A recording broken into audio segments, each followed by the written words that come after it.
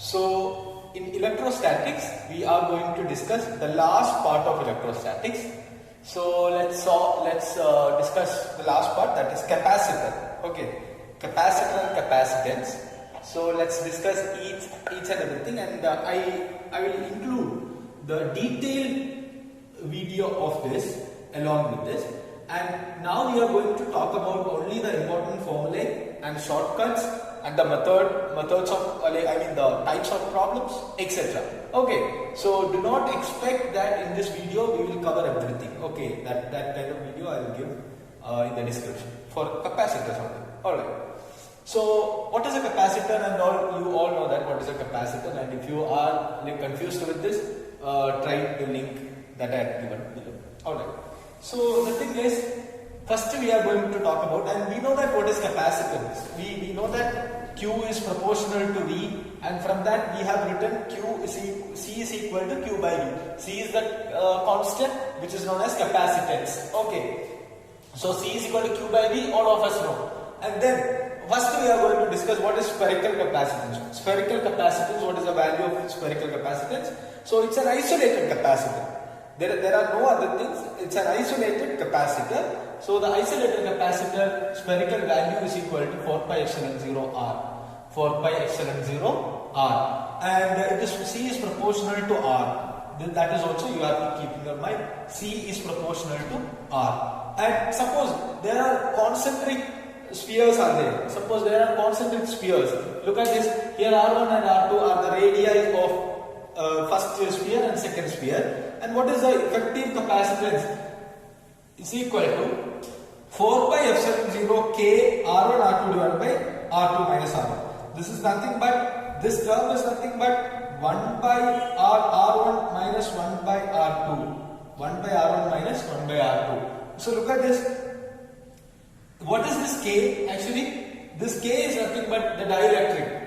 Okay, the dielectric, if suppose there is a dielectric in between the two capacitors, then, in between two plates, they are apparently capacitors, right? So, in between those two spherical things, spherical capacitors, then we write 4 pi epsilon 0 K into R1 R2 divided by R2 minus R1. Alright. Again, next is parallel plate capacitor. All of us know what is parallel plate capacitor. So this is a parallel plate capacitor. Area A, distance between the plates C equal to D. Then C is equal to epsilon 0 A by D, or C is equal to epsilon 0 epsilon R A by D. Okay. If it is filled with, if this capacitor is placed in a medium of medium of not refractive index, medium of permittivity is equal to epsilon, then epsilon 0 epsilon R the value. Okay, so again, what is R? Suppose this is a very important formula, that is, suppose there is a dielectric slab of thickness T. Suppose there is a dielectric slab of thickness T is placed in between two. This one. Okay, suppose I'm placing, I'll draw it here. These are two plates, and we are placing a dielectric slab over here, and this is the dielectric slab. Alright, of thickness T, and we know that T is less than D. T is less than D. D is this much.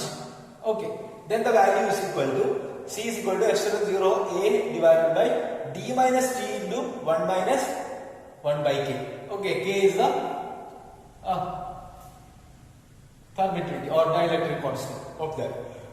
Then next is cylindrical capacitor. So cylindrical capacitor equation also you have to keep in your mind. Equation is very important. In some problems you can expect equation like this. So that is, suppose R2 is the bigger radius, R1 is the smaller radius, then R2 and R1. N is the length. Then 2 pi epsilon 0 K is dielectric constant. If there is a dielectric between that, then only you have to consider this A. Otherwise, you don't have to consider this K. Okay. 2 pi epsilon 0 N divided by log R2 by R1. Log R2 by R1. And next is induced charge. What is induced charge? There are two plates over here. Two plates are charged. So one plate can induce some charge on the other plate. So that is equal to QP. QP is equal to Q into 1 minus 1 by K. What is QP? It's the induced charge. So equal to QP is equal to Q. That is the charge on the other plate into 1 minus 1 by K. Alright. Okay. And one more thing. What is F? And the force between two plates. The force between two plates that's equal to Q square by 2A epsilon naught. Q square divided by 2A epsilon naught. Okay. Then next is energy stored in the capacitor. These equations are very common equations. You know these equations. U is equal to half CD square, QB by 2, and then Q square by 2C. Okay, this is what is energy stored in the capacitor. So this is how, like this much energy will store. And but not only this, we need energy density also. The volume energy density we know. How much is volume energy density? Epsilon 0 E square by 2. Please keep in your mind this, because when I discuss magnetism, a same kind of equation I will discuss. So in the magnetic energy density, volume energy density. Okay. So this is electrostatic or electric field energy density. That is equal to epsilon 0 E square divided by 2. Okay. Then capacitor in series and parallel combination. I am not going to discuss this in detail. I have discussed a lot of things in resistor series and parallel. Actually, the resistor series is capacitor parallel. Capacitor series is resistance parallel. That is the idea. So you can just go through the, like, instead of C, you can use instead of R, you can use C. That is the only difference you have to make here. All other things are pretty similar. The types of problems and the problems which we are going to discuss, all kind of find the effective capacitance. Those questions are similar. And one thing, series is different than from resistors. Okay, here look at this, parallel is different from resistors. Both are in reverse. In the reverse order, series, parallel, series, like that. And also we have discussed series parallel method in resistors. We have discussed Wheatstone bridge method in resistors. We have discussed number method in resistors. We have discussed star delta conversion method in resistors. All these things you can use here.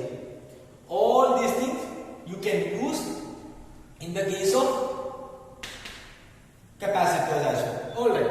Okay, next is dielectrices added. So when C1, C2, C3 are three dielectrices, these are three dielectrices, and then we are going to cover. So look at this. We are going to find how to get the value of C1, C2 and C3, and again they are connected like this. So they are connected like this, area wise. Look at this, this area is divided. Total area is this much. So this is equal to A by 3 and this is equal to A by 3, A by 3. So they are divided like that. So then how would be the value? So look at this. C1 is this one. C1 is equal to epsilon 0 K1 A by 3 into D. Divided by D. So here A by 3 is the area. A by 3 is the area. Next is C2. How much is C2? Epsilon 0 K2 into A by 3 divided by D. Okay, so instead of K1 it's K2 and that is C2. And what about C3? Epsilon 0 K by 3 into A by 3 divided by D. So this is what is C3. So these three, all of you listen, these three capacitors or dielectrices inserted in between, so those are like this. Those are look like this. This is what is this? It's a parallel connection. So total C is equal to C1 plus C2 plus C3. Look at this. Area divides. If area divides, then it will be parallel. C1, C2, C3. Each area will be A by 3 or A by N. Okay. So this is what is the formula for this. Okay, formula. So we will discuss the next formula in the coming video.